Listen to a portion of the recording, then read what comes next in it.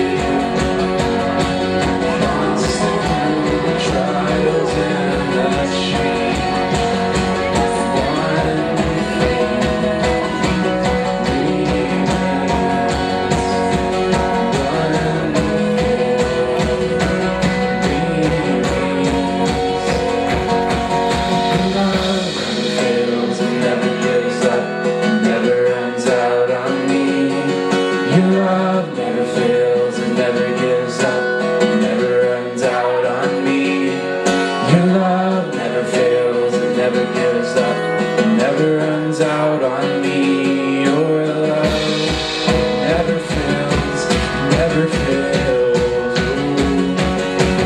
On and on and on and on it goes.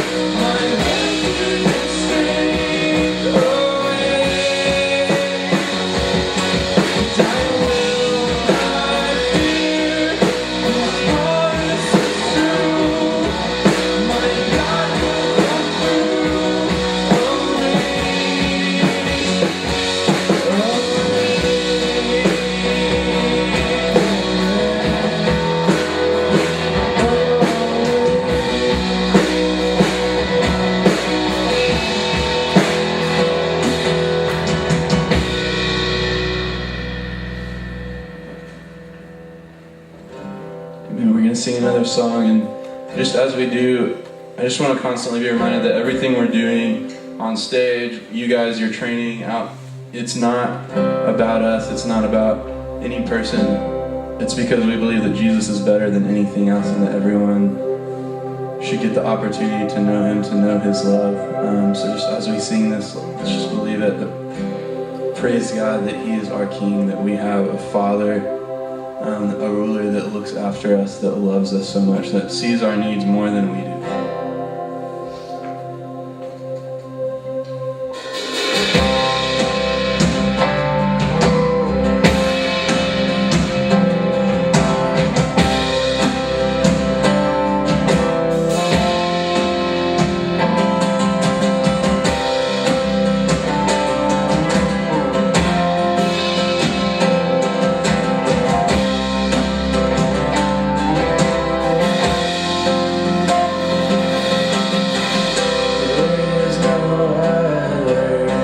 So sure and steady, my hope is out in your hands. When castles crumble and breath is fleeting, upon this rock I will stand. Yeah, upon this rock I will stand. Sing, glory, glory.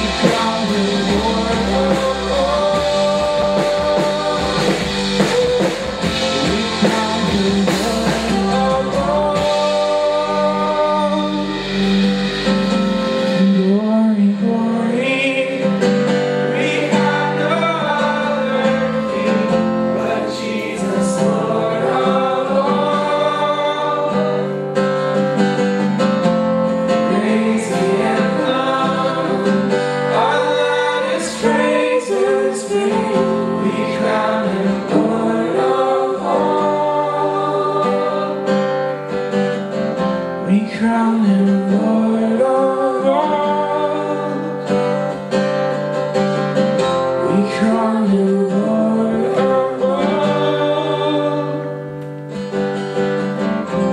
Let's just rest in that for a second.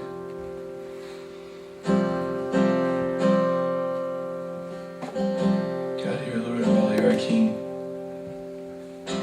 our Father.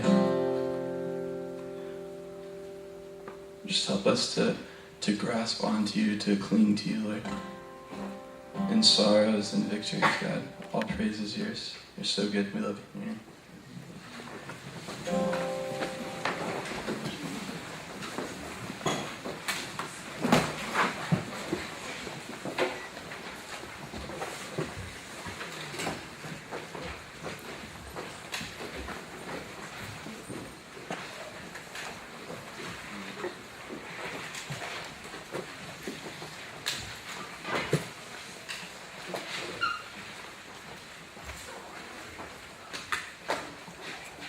Morning.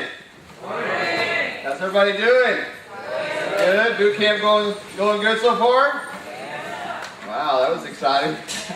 Yeah. You having a good time? How was clothes yesterday? Anybody get wet? Yeah. A little bit of rain last night.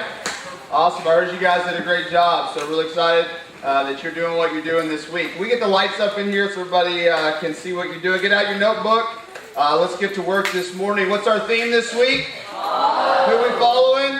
Jesus. That's right. He's the one that we're keeping our eyes on, that we're trying to pursue. Thanks so much. So we've been talking this week, first day. You got your notes from the first day. That Christians, from the very beginning, have been called people of the way, because Jesus is the way to God, and He's also the way to live. And we've been talking this week about both, because you've been going out into the community, you've been telling people that Jesus is the way to God. If they want to have a relationship with God, they have to come through Jesus Christ, right? That's what you've been telling everybody, presenting that message over and over again. And that's what you have to present, the gospel, for people to come to Christ and become Christians and have a relationship with God. But I've been talking to you each day about what it looks like to follow Jesus as the way to live, to follow His example. And so the first night and Sunday night, what did we talk about? The way of Jesus is the way of, anybody remember? Humility. Good job. Yeah, so the way of Jesus is the way of humility, thinking about others ahead of yourself. And so I've been talking to all you guys about making sure that you're not promoting yourself, not trying to get your name out there, but you're humbling yourself. And the application was to try to do something kind for someone else without being asked, right? So I hope you've had an opportunity this week. Have you seen that? Have you seen a need? Have you been able to help somebody this week? I hope you've been able to do that. And then yesterday we talked about prayer, right? The way of Jesus is the way of prayer. And so I encourage you, just start your day, end your day, start your club, end your club with prayer and spending time with God. So that's kind of where we've been so far. Now listen, every person in this room has to make a decision on who they will follow with their lives. And you have to make that decision. Our hope as Hill Country Bible Church and our association is that every person would make the decision to follow Jesus with their life. But to do that, they have to hear about Him, right? And so we say, as our vision as an association, we like to see every man, woman, and child hear the good news about Jesus so they can have the opportunity to follow Him. Now, if somebody makes a decision not to, say, no, I'm not interested in Jesus, I don't want to follow Him, that's between them and God. That's not on our shoulders, right? But if they never hear, if they've never been given the chance to follow Jesus, that is on our shoulders as followers of Christ. We want to get that message out there. And the reason we want to tell people that is because Jesus, and here I just want you to think about this for a few minutes this morning, Jesus is unique. Jesus is unique.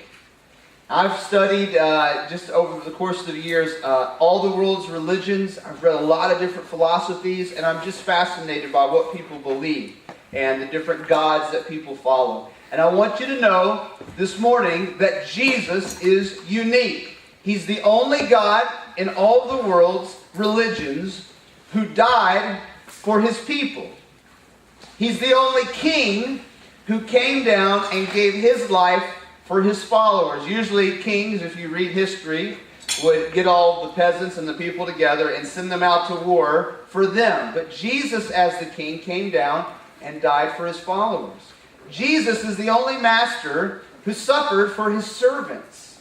Usually the master, you guys know, in the ancient feudal system, they'd have the servants do all the dirty work and do all the hard work so their life would be good. But Jesus, as the master, came down and served us.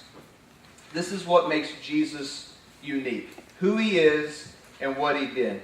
Now the reason we get to invite every man, woman, and child to follow Jesus is because Jesus wants every person to follow him.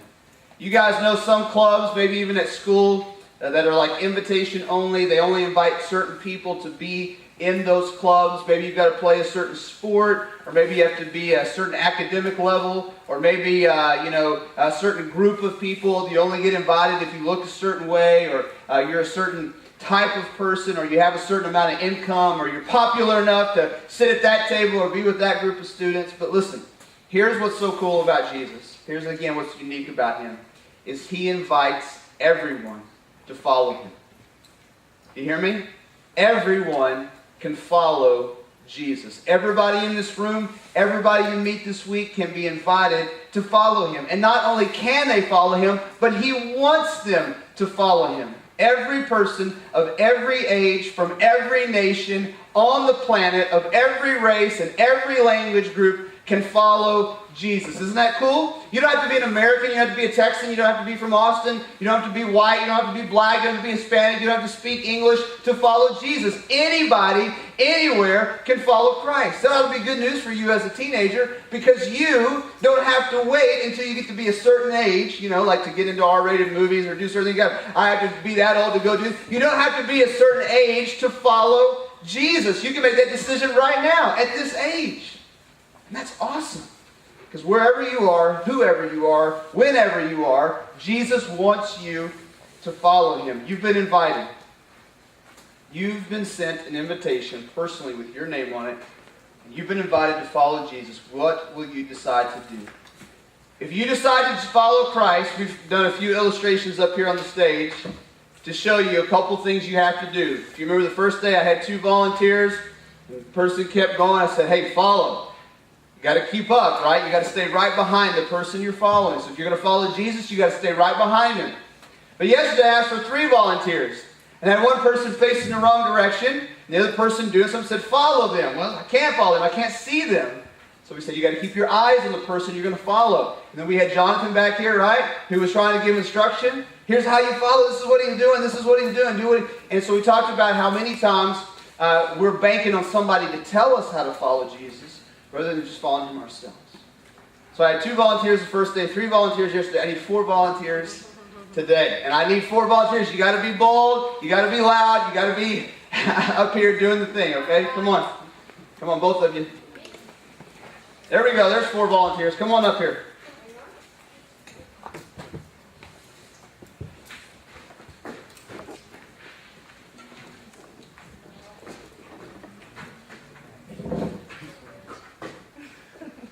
All right, very good. I think these 2 mics will work. Tell everybody your name. Joseph. Joseph. Caitlin. Caitlin. Eric. Eric. Taylor. Very good. So Caitlin, right? Okay, Caitlin's going to be Jesus for us. Come here, Caitlin. Okay. So you face that way, and you're going to be Jesus. Tell me your name. Joseph. Okay, Joseph, you're going to be the follower. Now you turn around the other way. You can't see Caitlin, all right? Now you 2 guys are going to have the 2 microphones. Come over here. Now, Caitlin, you've got to do all kind of crazy stuff, all right? And we're going to see if, you said Joseph? We're going to see if Joseph can follow you, okay, based on what these 2 guys are saying. Now, here's what we're going to do. Tell me your name one more time. Taylor. Taylor. Taylor, you're going to be telling Joseph exactly what Caitlin's doing, okay? But you're going to try to throw him off, okay? So you tell him something that Caitlin's not doing, and Joseph, you do your best to make sure you listen to the right voice. You got it? Okay. Okay, here we go. Ready? Go, Caitlin. Knee ups. Knee ups. Hop on one foot and Yeah. flap your arms. No. Knee ups. Hug yourself. Hug yourself. Keep doing that. Hug yourself. Listen to Jog your around goal. in place. Do the last one, spin around. Jump up and down. Jump up and down. Okay, now Jump start up and running down. in place, kind of. Jump up and down. Hug yourself while you're running. Listen to the logo. Now start jumping with a hand in the air. With that. Start jumping. Jump while you're spinning. What is that? Start doing like a skier. Do the Just like a shuffle. skier, kind of. Like a skier. Do the hustle. Do the Kind wobble. of. Yes, good. That's good. Wobble. Wobble. Keep doing All that. right, give it up for him, guys.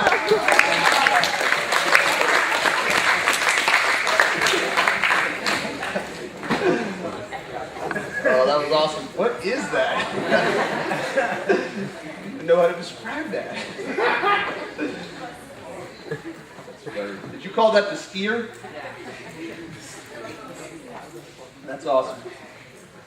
So, the point there is sometimes when we're trying to follow Jesus, his voice is not the only voice that's out there, right? Okay? We could add a whole other layer of complexity that would have made it even harder for Joseph to hear, okay, what he was supposed to do. If all of you guys were screaming at him at the same time, here's what you need to do, go do this, change this direction, put your hands this way. Here's the point, you ready?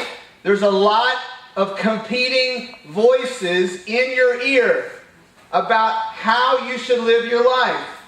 The question is, if you're going to follow Jesus, can you hear him? Can you discern his voice among all the other voices out there?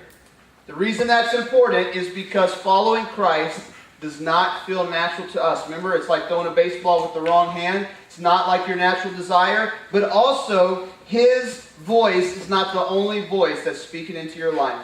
If you're going to follow Jesus, students, please listen. There have to be a lot of voices you ignore.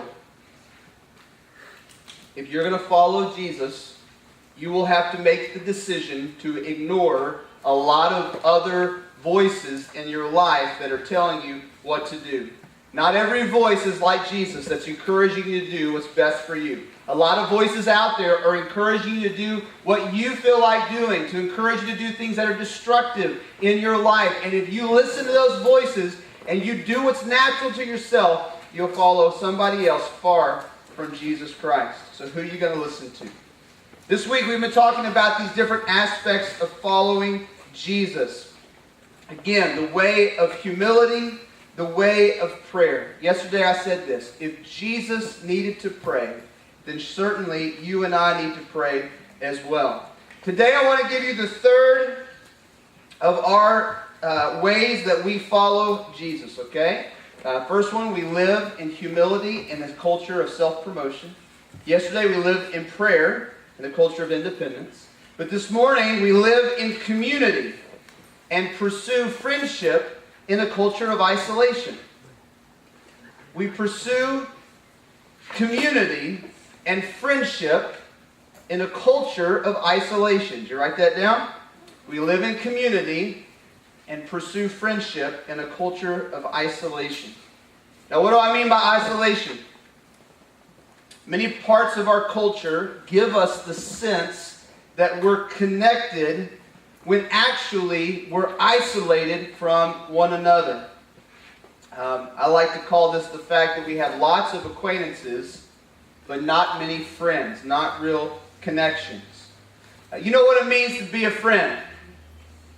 It means that you know somebody, not just at a surface level, but you really know them and they really know you, and you accept and love them anyway. Facebook, I think, kind of feeds our sense of isolation. Lots of people that we think we're connected to. If I was to go on your Facebook account this morning and I was to see how many friends you have, what would it say? Maybe you've got 1,200 friends on Facebook. Maybe you have 500 friends on Facebook. But here's the question. Are those people honestly, genuinely your friends? In reality, those are just people maybe you've met, maybe you're in a class with at school, maybe you live in the same neighborhood with them, maybe they're part of your extended family, and so you're connected, but you're not in community. Do you see the difference? What does Facebook mean when it says you're a friend? It simply means you know who that person is and they know who you are, and you keep up with all their status updates. Is that what it means to be a friend? No. To be a friend means that you know deeper what's going on in somebody's life than what they post on social media. You know what's going on in their heart, you know their fears and their concerns, and they know that about you. I think one thing you guys would be surprised about is how many adults that I talk to, how many adult men, adult women sit in my office, and you know what they say? I don't have any friends. I feel lonely. I say, well, are you like living out in the forest by yourself somewhere? No, man, I'm around people all day. Are you listening? I'm around people all day. I'm around people at work. I'm around people at school. I'm around people in my kids' baseball teams and all the hobbies that I'm a part of. But I don't, even all that busyness and all those people, feel like I don't have any friends. Middle school and high school can be the same way. They can be just as tough. Do you agree? Lots of people, always around, but few genuine friends. Lots of drama, who's in, who's out. Are you part of my friend circle or not part of my friend circle? Who's accepted, who's not accepted? Are we friends today and not friends tomorrow, whatever? The real issue is deep down we have a lack of friendship and a lack of authentic community. But Jesus showed us a different way, the way of living in community. I always find it interesting that Jesus, in his ministry, was constantly surrounded by crowds. All these people around Jesus. But you know what he did? Jesus went and he picked 12 men to be his disciples. And he said, you're going to be my friends, and I'm going to be your friend, and we're going to spend every day together. And over the course of 3 years, this group of Jesus plus 12 did life together. The Bible also tells us, though fascinating to me, that inside that group of 12, there were 3 that were his inner circle. Peter, James, and John, who Jesus got to know the best. Now, let me just say this to you guys. Think about this. If Jesus, the Son of God, knew that out of the crowd, he needed to have a smaller group of community, don't you think we need that? If Jesus knew, even among his 12, he had a handful that he could be real friends with. Don't fool yourself to think you can be genuine friends with 50 people. It's not possible. Jesus was friends with the small group that he invested his life with, even as he was doing ministry among the masses. What did Jesus do as a friend? He did what friends do. He shared his life with these men. Turn your Bible to John 15. John 15. I want you to read about what Jesus did in building friendship and how we can follow him in this as well. John 15, starting in verse 11. John 15, verse 11. We're going to go down through verse 17, okay? Now, I want you to write this passage down. I want you to read it later. And I want you to think about what it means to be a friend. What it means to be in community. What does it mean to follow Jesus as he tells us to follow him in these verses? Verse 11 says this. I've spoken these things to you. This is Jesus speaking. So that my joy may be in you, and your joy may be complete. This is my command. Say it out loud. Love one another. Say it again. Love one another as I have loved you. No one has greater love than this, than someone would lay down his life for his friends. You are my friends if you do what I command you. Now, listen to this verse because I find it extremely helpful. I do not call you slaves anymore, because I have made known to you everything I have heard. Because a slave doesn't know what his master's doing. I have called you, and what's the word there? Friends. Jesus says to his disciples, I've called you friends, because I have made known to you everything I've heard from my Father. You did not choose me, but I chose you. I appointed you that you should go out and produce fruit, and your fruit should remain, so that whatever you ask in my name, he will give you. This is what I command you. Love one another. Jesus tells us here what real love for a friend looks like. He says real love for a friend looks like you being willing to lay down your life for somebody else. And then he does something radical. He calls his disciples his friends. He says, I don't call you servants. I don't call you slaves anymore. I call you my friends. They were his friends. Jesus built friendships. Do you see that? And you and I need to build friendships as well. One other observation from this passage. Jesus says, you didn't choose me, but I chose you. Listen, Jesus modeled also for us choosing friends. Not just having friends, but choosing friends.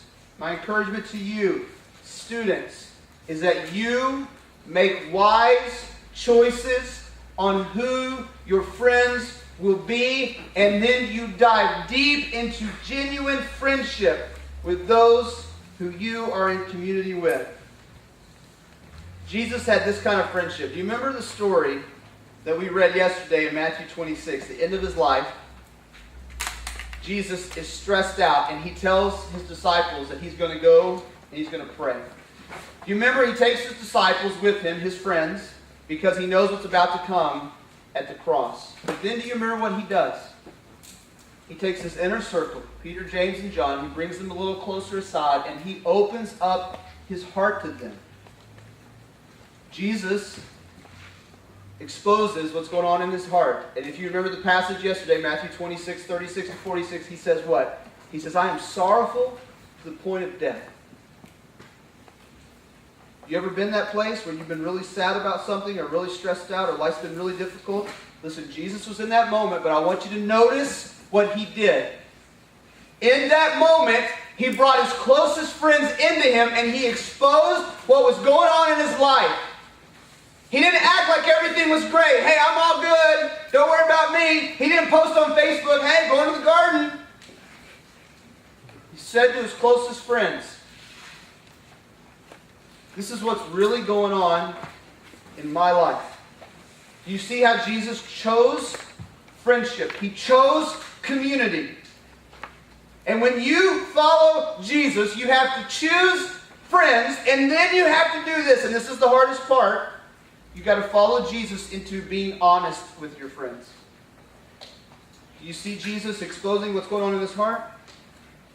Why are we not honest with our friends? Why do we hide from each other? Because we don't trust each other. You see, the number one thing that kills friendship and kills community, and this is so deadly, especially when you're a student, listen, is gossip. Talking about somebody when they're not there so you can puff yourself up and look better than them. Or second is being harsh about things you know about somebody else so you look good. My third son, who is just finished first grade going into second grade, still sucks his thumb when he gets anxious. And he's a little embarrassed about it. He doesn't do it in public, but when he gets stressed out about certain things, you'll see him kind of fall into himself and he'll start to suck his thumb. There's only a handful of people that know that about him. My oldest son, the other day though, they were with some friends, and I think my oldest son was feeling a little bit like he was out of place, and that my third son other people were liking him. So you know what he did? He pulled out the trump card of, do y'all know that Kale sucks his thumb? What was he doing? Using insider information to embarrass his brother so he would look better among his friends. If you do that, you will kill friendship. Because when you get close and people share honestly what's going on in their life and they share embarrassing details and you take that information and you hurt them with it, you're not following Christ. What if the disciples had gone around to other people, listen, and said this? You know what Jesus did in the garden? And he was all like stressed out, and it was embarrassing. Like he was on the ground kneeling, praying, just sweating. What if they used inside information that Jesus, when he had shared his heart, what if they had used that against him? They had betrayed that friendship. The way of Jesus is to build trust with those around us, with the information they give to us. to build real community and real friendship. We learn from Jesus how to be a good friend in a real community. I tell my kids every day before they go to school, they're out of school for the summer, but I tell them every day, and a lot of times I need to listen to my own advice. If you want to have good friendships, the number one rule is be a good friend. Be a good friend. Choose wisely who your friends are, and then be a good friend. Jesus taught us in this passage how to follow his example. He says this, love one another as I've loved you. Our community is to be marked by loving one another. Jesus taught us to reject isolation. Sometimes there's a temptation for us as Christians to get away and be alone and be isolated. And sometimes that's good so we can hear from God. Remember yesterday we said Jesus did what early in the morning? He withdrew by himself and he went up on the mountain and got away from the crowd so he could hear from God. But he came back off the mountain and dove right back into community with his disciples. Both are important. You've got to withdraw and be alone with God, but then you also have to choose to be engaged in the life of other people. We have to reject isolation. We have to reject hiding among the crowd. We have to reject, students, please listen, faking it around other people. Like everything's great and life is all good and I got my act together, when in reality, in your heart, you know that's not true. Jesus leads us into honest, real community and friendship with one another. It is not okay. It is not okay inside the Christian community for people to be lonely and disconnected. It's not okay for there to be students in this, and I know Jacob would say the same thing. It is not okay for there to be students in this student ministry who feel like they don't fit in. That is not okay. It is not okay for people inside the Christian community to use their words to be hateful and disrespectful and hurtful and gossip about other Christians. That is not okay. Because that's not the way of Jesus. The way of Jesus is loving one another as he has loved us. Listen, I know sometimes other people offend you, other people hurt you, they say things about you that bother you and make you angry. That happens to all of us. But what did Jesus show us? This is what I want you to remember today. He showed us how to forgive others so we can live in community. If you're going to live in real friendship, you know what you're going to have to do? You're going to have to forgive people who hurt you. If you're going to live inside of the Christian community, you know why so many people quit going to church? So many teenagers give up on church? Because somebody said something. Somebody did something. Somebody hurt my feelings. And they quit and they disengage the community. If you're going to push through that and follow Jesus to be part of his community, you have to learn how to forgive. You got to learn how to forgive those who hurt you. So how do we do that this week? I've just been trying to give you practical things this week to do. I asked you to do something nice for somebody without being asked. I asked you yesterday, pray. Did you pray yesterday? Did you pray before and after? Pray before and after your club? Today, what does it look like to live in community, to build strong Christian friendship? Here's what I want you to do. A couple things. Number one, here's very concrete. Make sure your closest friends share your deepest convictions. Write that down. That's so important. Make sure your closest friends share your deepest convictions. If your closest friends don't share your deepest convictions, they will lead you away from Jesus, not toward him. Make sure your closest friends share your deepest convictions. Make sure they support you, they run with you, they're headed the same direction. It's really hard to follow Jesus when some other voice in your life is telling you to do the opposite of what Jesus is calling you to do. I love the voice here saying, hug yourself. Hug yourself while you're running. It's obviously not what was happening. But there's those mixed messages. Make sure your closest friends, that person, those 2 or 3 people that you say, this is the person I would die for, they would die for me, we would go to battle with each other. Make sure they share your deepest convictions. And then, let me ask you to do this. Okay? After you make sure you make wise choices with who your closest friends are, do this. Practice being a good friend. Make a decision today to be a good friend. Practically, for your friends in this room, practically today, do something to encourage them toward Christ. That's how you can be a good friend to them. Encourage them to pray, encourage them to read the Bible, encourage them to do the right thing. Do something, say something, encourage them in some way where you're pointing them in the right direction toward Jesus. If you do that, then you will be a voice that's not competing with Jesus, but that's encouraging your friends to go the same direction. Students, listen, if you feel isolated, if you feel alone, if you feel disconnected, if you feel like nobody cares about me, nobody wants to be my friend, you've got to talk to somebody about that. You've got to be honest about that. When you break up into your discussion groups with your leaders or with the adults that are around you this week, talk to somebody about that. Get some help. Get some encouragement on what to do, how to get connected. The students that when I was a youth pastor, the students that I had the most compassion for, that I struggled the most with spiritually, was those who were isolated, those who were disconnected. Don't be that student who's out there by yourself. Make sure you've got these good friends who can help you follow Jesus. Okay? Let me pray for you. Lord, thanks for our time together this morning, for your word, and just for, again, your mercy, Jesus, the fact that we can't follow you perfectly. That when we stumble and fall, you forgive us, and you love us, and you encourage us to keep moving. God, I pray for these students today. I ask you, Lord, to please help them to pursue community and friendship in a world of people who are isolated.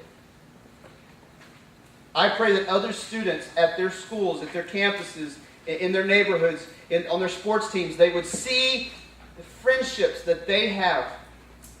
And they would say, why do you have those deep, close friendships? And they'd be drawn to you, Jesus. Lord, I pray for unity in this student ministry. I pray against cliques. I pray against gossip. I pray against harshness and unkind words. And I pray, God, for a spirit of love and friendship and support in following Jesus. Lord, please, would you make this possible as we learn what it means to live in the way of Christ. In your name we pray, Jesus. Amen.